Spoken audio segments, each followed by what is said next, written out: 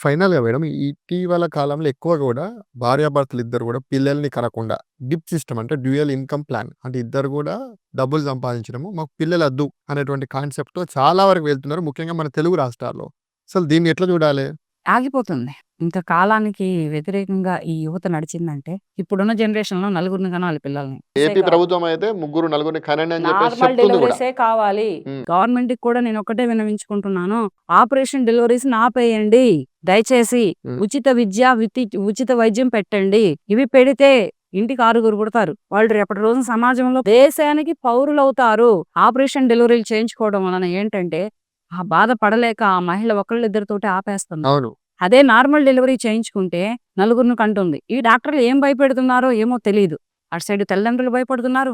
అటు సైడ్ గర్భిణీతోటున్న మహిళ భయపడుతుంది. అవునా? తన ఆరోగ్యాన్ని తానే హ్మ్. 50 ఏళ్లకే పాడెక్కించుకుంటుంది. అవును. ఇలా సోషల్ మీడియాలో ఫేమ్ అయ్యాను. ప్రతి అబ్బాయి స్టేటస్‌లో నేనే ఉంటున్నాను. అమ్మాయిల స్టేటస్‌లో కూడా ఉంటున్నాను. ఎందుకంటే హృదయం గాయపడిన అమ్మాయి, అబ్బాయి దగ్గర మోసపోయిన అమ్మాయి, అబ్బాయిని డీప్‌గా లవ్ చేసి తనే ప్రాణం అనుకోని మోసపోయిన అమ్మాయి స్టేటస్‌లో కూడా నేనే ఉంటున్నాను. ఓకే. పెళ్లి కాడ. ఎందుకనంటే ఆ అమ్మాయి ఎంత గాయపడితే నన్ను పెట్టుకుంటుంది. ఈ అబ్బాయి ఎంత బాధపడితే నా రీల్స్‌ని పెట్టుకుంటాడు. హ్మ్. ఇక్కడ అమ్మాయి అదే కోవలో ఉంది. అబ్బాయి అదే కోవలో ఉంది. అవును. ఇక్కడ పేరెంట్స్ మెయిన్. అంటే ఇవన్నిటికి కారణం ముఖ్యంగా పేరెంట్స్ అని మీ అభిప్రాయం. ఇప్పుడున్న జనరేషన్‌ని బట్టి, ఇప్పుడు జరుగుతున్నటువంటి హ్మ్. కాల పేరెంట్స్ హ్మ్. మీరెవరైనా చేసుకోండి బిడ్డ. అడ్డు రాము. తప్పు. నీకు నచ్చిన వాళ్ళని జేసుకో అంటే ఓకేనా? అలా చెప్పొద్దు. ఆ! అమ్మాయికి పెళ్లి చేయాలన్నా, అబ్బాయికి పెళ్లి చేయాలన్నా ఫస్ట్ వాళ్ళని అడగాలి. ఏమ్మా నీ మనసులో ఎవరైనా ఉన్నారా? చెప్పు వాళ్ళకే ఇచ్చి పెళ్లి చేస్తా. ఏరా నాన్న నువ్వెవరినైనా ప్రేమించావా?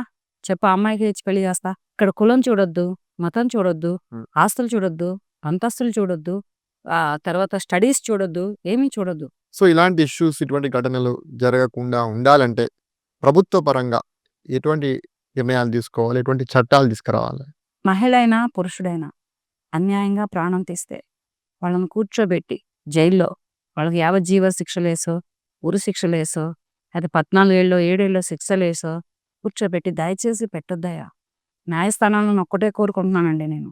ఇటువంటి మహిళలకైనా, ఇటువంటి పురుషులకైనా, ఎవరికైనా ఎంత అన్యాయంగా అయితే ప్రాణం తీశారో, ఎంత కరుడుగట్టిన మనసు, గుండెతోటి ప్రాణం తీశారో, అటువంటి న్యాయమే కావాలి ఆ తల్లిదండ్రులకి. అటువంటి అమ్మాయి చనిపోని, అబ్బాయి చనిపోని కాలు చెయ్యి తీసి రోడ్డు మీద ఎయ్యాలి. ఎవరి తల్లిదండ్రులే?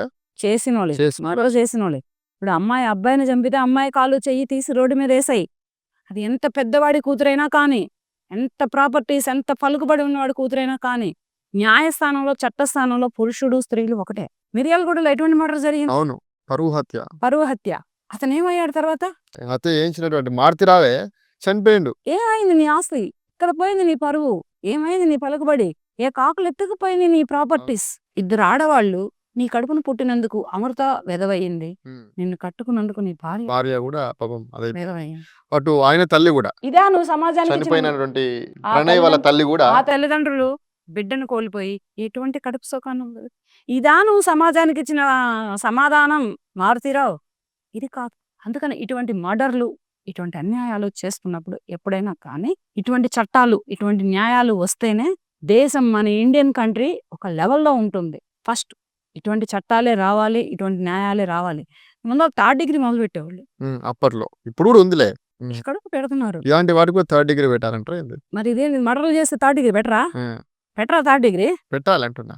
ఇప్పుడు సాఫ్ట్‌వేర్‌లకి ఎక్కువ ఇస్తున్నారు అమ్మాయిలని. అవును. సాఫ్ట్‌వేర్‌లు పెళ్లిళ్ళు చేసుకుంటే పిల్లలు పుట్టరు. ఎందుకు? పుట్టరు. జెన్యూన్ ప్రాబ్లమ్స్ వస్తాయి. ఓకే. ఎందుకనంటే హెల్త్ డిసీజెస్ ఉంటాయి. దాని పిల్లలు పుట్టరు. సాఫ్ట్‌వేర్ అబ్బాయికి హార్డ్‌వేర్ అమ్మాయినివ్వాలి. హార్డ్‌వేర్ అబ్బాయికి సాఫ్ట్‌వేర్ అమ్మాయిని చేసుకోవాలి. హ్మ్. ఇక్కడ అప్ అండ్ డౌన్ అవుతుంది. ఓకే. సాఫ్ట్‌వేర్ అమ్మాయే కావాలి. సాఫ్ట్‌వేర్ అబ్బాయే ఈ మధ్యల తమ కంటే వయసులో పెద్దగా ఉన్నటువంటి అమ్మాయిలను గూడా అబ్బాయిలు పెళ్లి చేసుకుంటారు. దీని పరంగా ఇబ్బందులు రావా? దీని పరంగా రావు. ఆ వయసులో పెద్దవాళ్ళైనటువంటి అబ్బాయిలని అమ్మాయిలు చేసుకుంటే మరి దాని పరంగా రావా? ఇక్కడెక్కడుంది?